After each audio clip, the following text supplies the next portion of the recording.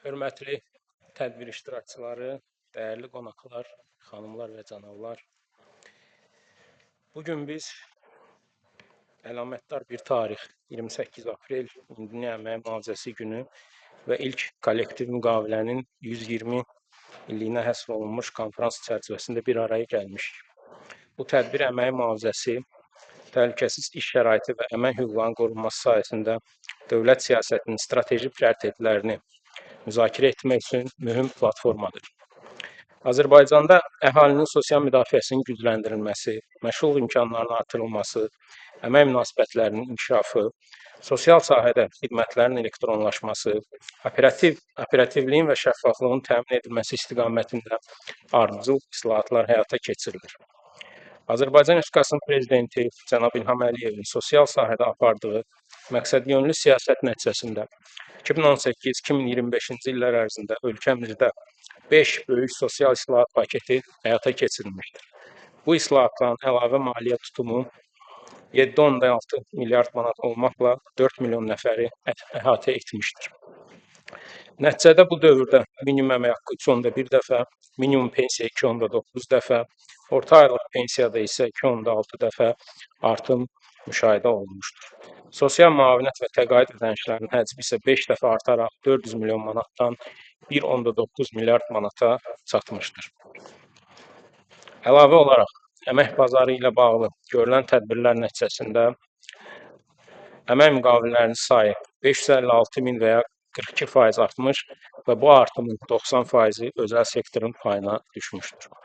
Qeyd olunan müddət ərzində əmək haqqı fondu 2,9 dəfə, o cümlədən qeyri-dövlət sektoru üzrə 3,2 dəfəyədək artmışdır. Şəhid ailələri və müharibə əhlilərinin sosial müdafiəsi və məşğulluğu ilə bağlı tədbirlər gücləndirilmiş, Vətən müharibəsindən sonraki dövrdə bu kateqoriyadan olan 131 min unikal şəxsə ümumilikdə 380 minə yaxın sosial xidmət göstərilmişdir. Şəhid ailələrinin və müharibə əhlilərinin müavinət və təqaüdləri ortaya hesabla 2 dəfəyədək artırılmışdır. Son 5 ildə onlara 6800 mənzil və müharibə əhlilərinə isə 567 avtomobil verilmişdir. Qeyd etmək lazımdır ki, ötən müddət ərzində biz şəhid ailələrinə və müharibə əhlilərinə 16 minədək deməli mənzil vermişik, eyni zamanda 7 minədək həmin şəxslər avtomobillərlə təmin olunmuşdur. 26,2 min nəfərin məşğulluğu təmin olunmuş, o cümlədən 12,4 min nəfər özünə məşğulluq proqramına, 1070 nəfər isə peşə hazırlığı proqramına cəlb edilmişdir. 11 min nəfərə 77 min sosial-psixoloji dəstək və reabilitasiya xidməti göstərilmiş, o cümlədən 492 hərbiçiyə 609 yüksək texnologiyalı protez, 2300 müharibə əhlinə 70 min reabilitasiya vasitəsi təqdim olunmuşdur. Ölkəmizdə 2019-2030-cu illər üçün Azərbaycan Respublikasının məşğulluq strategiyasının, habelə işsizdən sığorta və məşğulluq haqqında qanunların qəbul olunması, işsiz və iş axtaran şəxslərin sosial müdafiəsi sahəsində aktiv tədbirlərinin səmərəliliyinin artırılmasını, ünvanlıq prinsipi əsasında çevik maliyyə mexanizminin formalaşdırılmasını, məşğulluq xidmətlərinin yeni modelinin tətbiqini təmin etmişdir.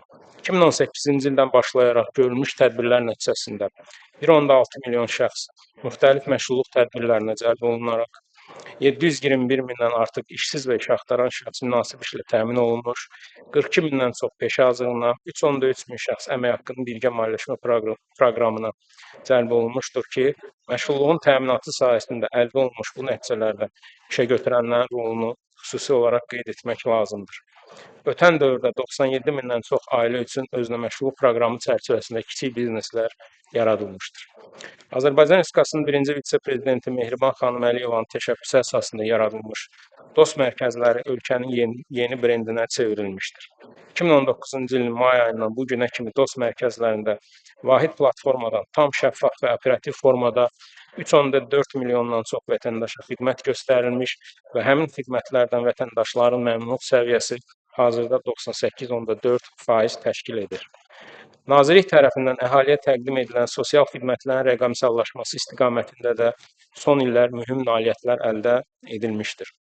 Hazırda Nazirlik üzrə elektronlaşma səviyyəsi 90%-dən yüksəkdir. 159 xidmətin 140-ı elektronlaşdırılıb. Onlardan 56 xidmət tam proaktiv şəkildə əhaliyə təqdim olunur. Sağlam və təhlükəsiz əmək şəraitinin təmin edilməsi Azərbaycan dövlətinin əmək münasibətləri sayəsində apardığı siyasətin əsas istiqamətlərindən birini təşkil edir. Hazırda ölkəmiz Beynəlxalq Əmək Təşkilatının 59 konvensiyasını və bir protokolunu ratifikasiya etməklə MDB ölkələri arasında ən çox Beynəlxalq Əmək Təşkilatının standartlarını qəbul etmiş ölkələrdən biri hesab olunur. Azərbaycan Respublikasının prezidenti cənab İlham Əliyevin cari ilin 14 aprel tarixində Beynəlxalq Əmək Təşkilatının baş direktoru Jilber Hungbonu qəbul etməsi isə əmək münasibətlərində beynəlxalq əməkdaşlığın yüksək səviyyədə davam etdiyini göstərir. Beynəlxalq Əmək Təşkilatı ilə əməkdaşlıq çərçivəsində sayca üçüncü olan layiqli əmək üzrə yeni ölkə proqramının layihəsi hazırlanmaqdadır və cari ildə həmin sənədin imzalanması nəzərdə tutulur.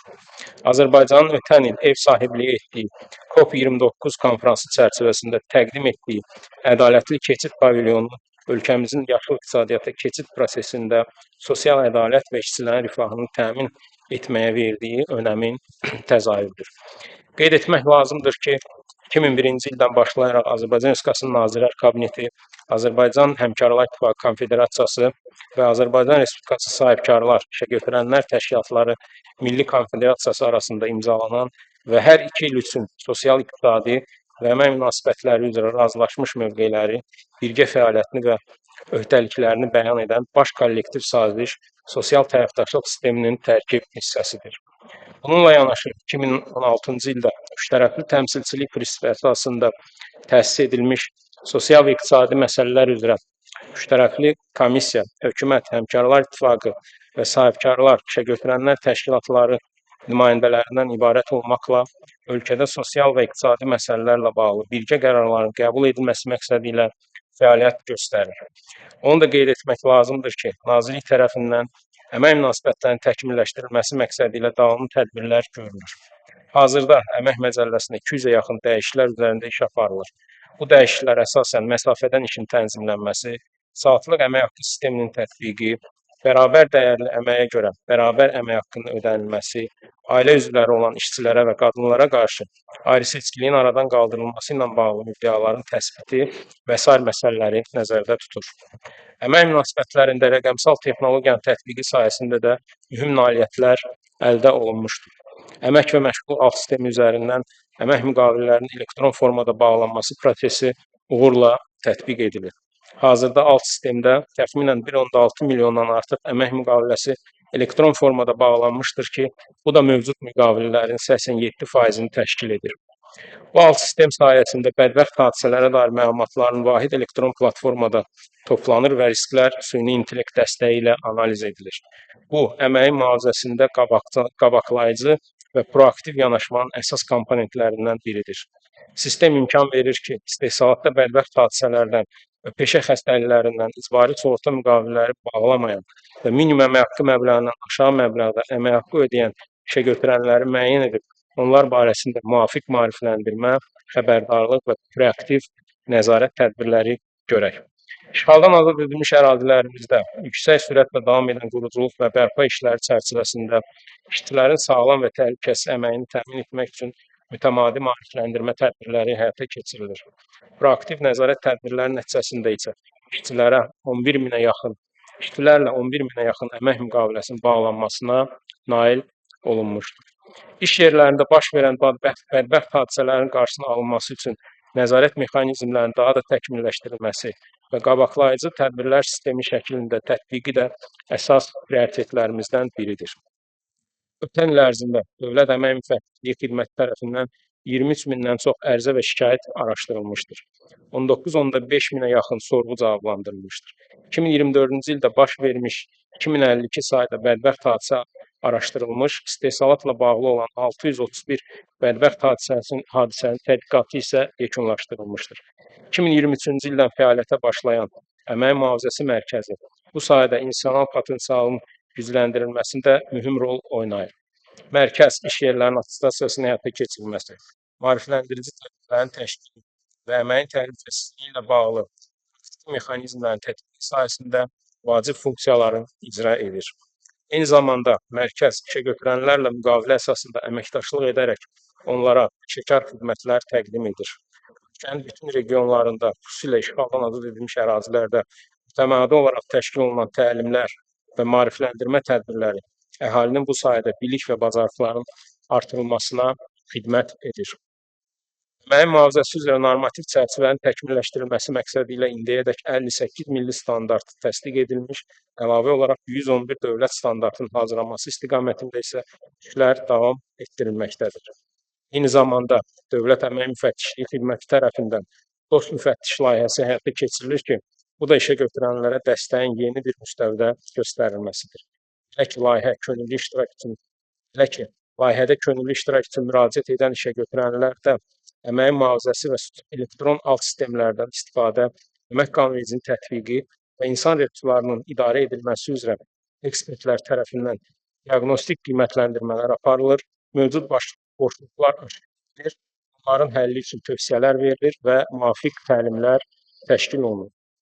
Əziz konfrans iştirakçıları, son illər ölkəmizdə əməyin mühafizəsi sahəsində aparılan islahatlar, rəqəmsallaşmanın tətbiqi, beynəlxalq təcrübəyə əsaslanan yanaşmalar mühüm nəticələr vermişdir. Bununla belə, iş yerlərində təhlükəsizliyin təmin olunması hələ də prioritet olaraq qalır və bu istiqamətdə davamlı nəzarət, təlimlər və qabaqlayıcı tədbirlərin keçirilməsi vacibdir. Çıxışımın sonunda konfransın işinə uğurlar arzulayır, aparılan müzakirələrin əmək mühitinin təkmilləşməsi istiqamətində dəyərli nəticələr verəcəyinə inanıram. Diqqətinizə görə təşəkkür edirəm.